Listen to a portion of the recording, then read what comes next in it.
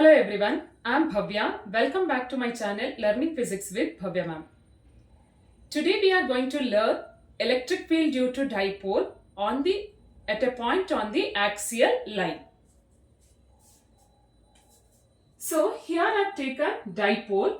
This is a positive charge, negative charge separated by small distance is called as dipole. So let O be the center of the dipole so that this positive charge is at a distance A and negative charge is at a distance A from the center. Now let us get the expression for electric field due to dipole at a point on the axial line. Okay, where is this point? The point is on the axial line, right? What is axial line? The line joining these two charges is called as axis, and you extend this line on both the sides, so this line is called as axial line. Okay, yes. Now let us get the expression for electric field at point P. So for that, you imagine this point P is at a distance r from the center. Okay, now imagine one positive test charge here. In which direction this positive test charge experiences force? Due to positive. So positive repel each other. That's why electric field is acting in this direction, right? Let us call it as E1. What is E1? Electric field due to positive charge. Okay, in which direction it acts? Outward, right? So electric field is acting away from the positive charge. Similarly, to find electric field at P, imagine positive test charge. It experiences force towards the negative charge. So this will be the direction of electric field. It is towards the negative charge. I'll call it as E2. Right? So electric field due to positive charge, let me call it as E1. And electric field due to negative charge is E2. Right? Now, before that, what is the direction of dipole moment? Dipole moment is always acts from negative charge to positive charge. So this is a direction of dipole moment. Okay. So here E1 is acting opposite to the direction of dipole moment. E2 is along the direction of dipole moment. Is this clear? Now let us get the expression for total electric field at point P. For that, I'll write electric field at P due to plus Q is E1 is constant K source charge Q divided by square of the distance. What is the distance? This point P is at a distance R from O and this charge Q is at a distance A from O. Then what is the total distance? R plus A whole square. Right? So this is a magnitude of electric field. Now we can write it in vector form easily. Right? In reference to dipole moment, we can write in vector form. So you put arrow mark here to write in vector form, and this is a magnitude followed by unit vector. So which unit vector you can take? P. So here let us write P cap, where what is P cap? It is a unit vector, shows a direction of dipole moment.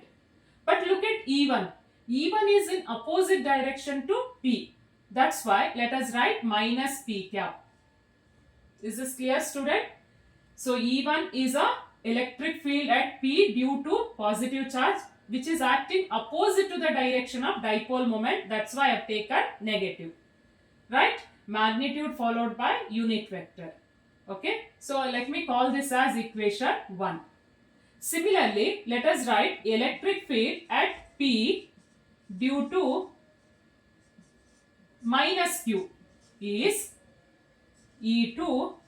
Let us write in vector form, that is constant K, source is Q. Don't write negative, okay? So here we are following the Coulomb's law. Force per unit charge is called as electric field.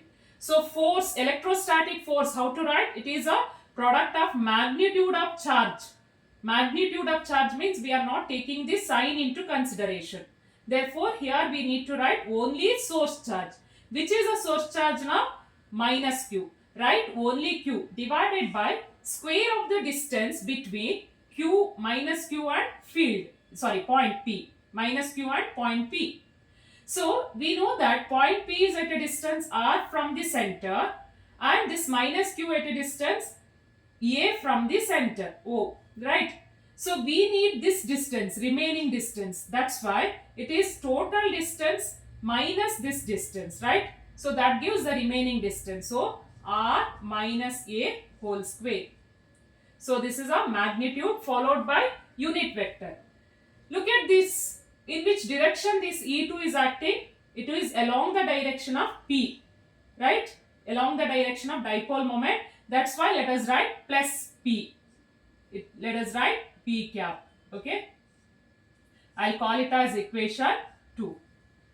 Now, the total electric field at P is, how to write? The resultant. The resultant electric field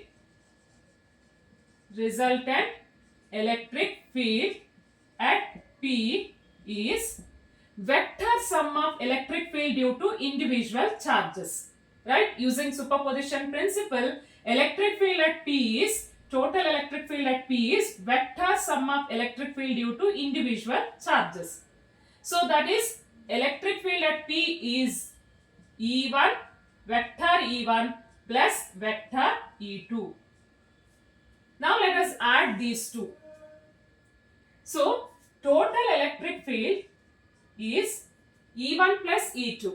You look at these two expressions. Here, in these two expressions, constant K and Q is common.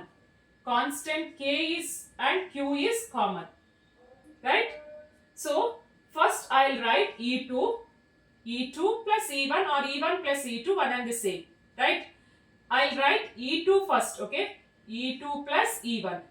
So that here this is 1 over R minus A whole square. R minus A whole square I have written. And here there is a negative, minus. So I will write here minus R plus A whole square. Is it clear?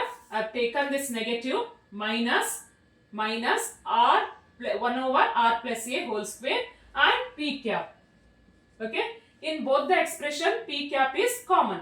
Right? Is this clear, student? So first I have written this expression because it is positive. And next I have written this because here there is a negative. That's why I have written negative here. Right? So therefore, electric field is constant K, Q. Now, R minus A whole square into R plus A whole square. So take LCM, that is R minus A into R plus A is R square minus A square. Again here there is a square, so write square. And cross multiply, that is R plus A whole square minus R minus A whole square into P cap. Now you expand this term, okay? R square plus A square plus 2RA minus R square. What is the expansion of R minus A whole square? R square plus A square minus 2RA. And denominator as it is. Is it clear, student? Now cancel the common terms. R square minus R square, A square minus A square cancels. So therefore electric field is constant K, Q, 2RA minus 2, minus of minus 2RA. So minus of minus is plus. 2RA plus 2RA is 4RA. Right? 4RA can be written as 2R into 2A divided by R square minus A square to the power 2 and write P cap. But we know that dipole moment is vector quantity which acts from negative to positive, okay? And how to find this dipole moment? It is one of the charge and separation between them. So Q into 2A, right? So therefore here Q into 2A is dipole moment. So let me write as electric field is constant K. In a place of Q into 2A, let us write P.